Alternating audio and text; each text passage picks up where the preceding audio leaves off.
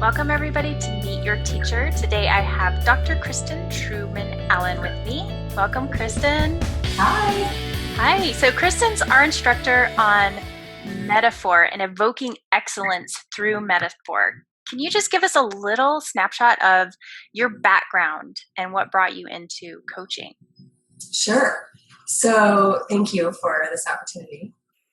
A little bit about my background. I was an ER nurse for 15 years at the bedside. That's when I found coaching. Actually, I was teaching and I was being coached, taking care of all of these things in my life, and hired my first coach. That was over about 20 years ago. And so I was an ER nurse, and then I left the bedside to start my coaching practice.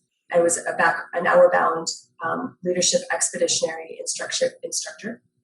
And we did a lot of team building and personal discovery, and that's when I really understood my personal technique and style for coaching.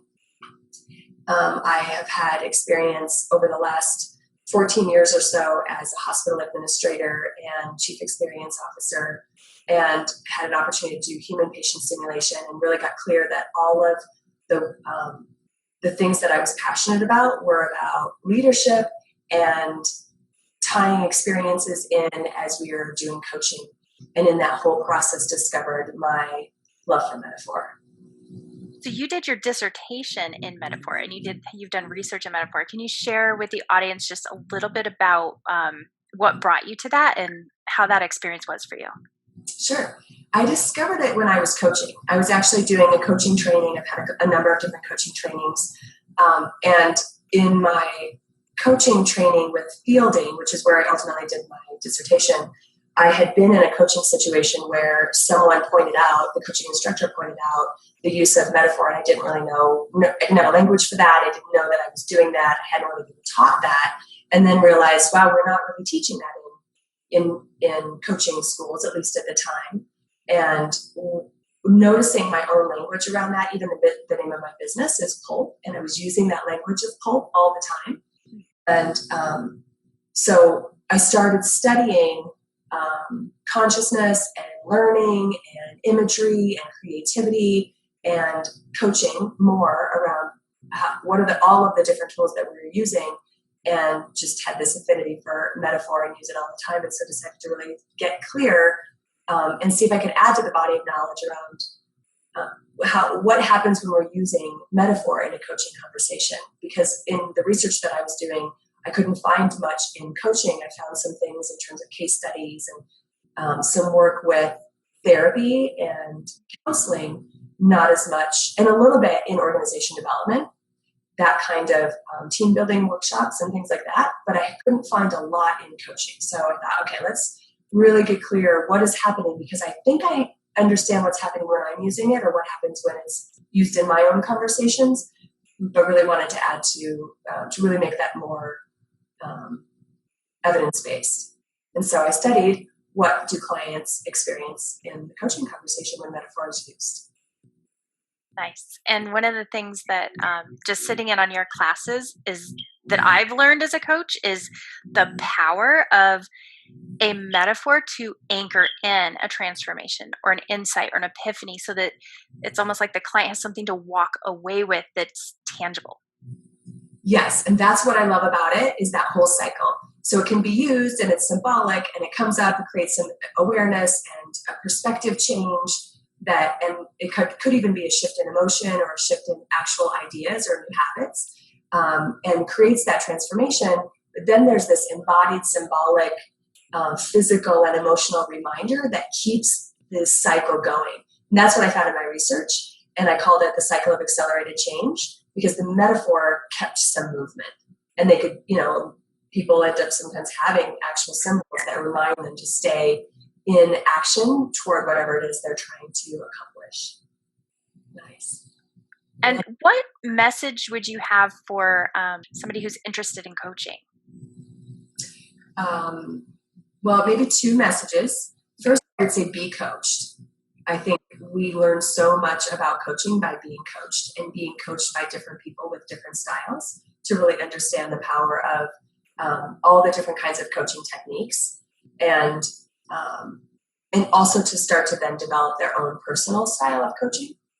So to be coached, I would say, and then I would also just say experiment. Any opportunity you have, just be doing it. And I always, when I first was learning, I would keep my coaching competencies handy. And at the end of a coaching conversation, I would check in with myself and do sort of a little self-eval and see if I could remember, did I do that? Was I doing, how did I demonstrate listening, for example, and those kinds of things? And at what level was I listening, and see if I can really reflect on my own practice and get better.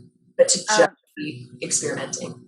Oh, that's wonderful. Yeah. In week 2, we give our students this framework and say, go practice. Yeah. And sometimes it's like, oh, but it's only week 2. It's like, just dive in. Just dive in. There's no wrong way to do it. And what would you say is your style as a coach?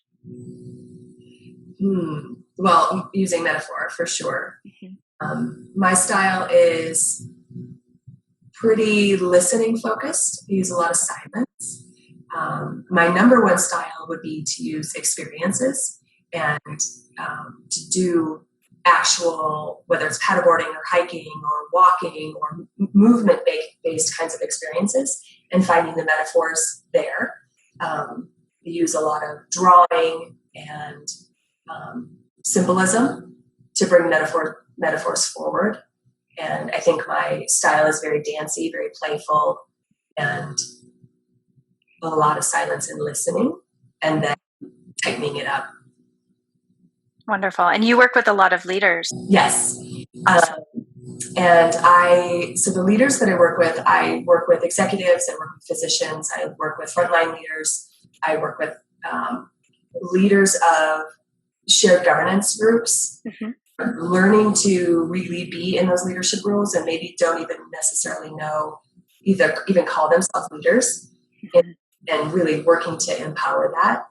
And my preference is to work with, or my ideal clients, I guess, are to work with leaders who are on 24/7. So that having that sense, whether it's in public service, whether they're philanthropists, whether they're fire chiefs, police chiefs, physicians, where everywhere they go, there's a sense of being on, and not necessarily having a really good space for self-reflection or to be able to process or to be objective with themselves, for them to keep growing and have a really, really good quality of life. Because much of what I hear is that there's this constant work, and then not a good self-care, and energy gets low, or, affect our relationships.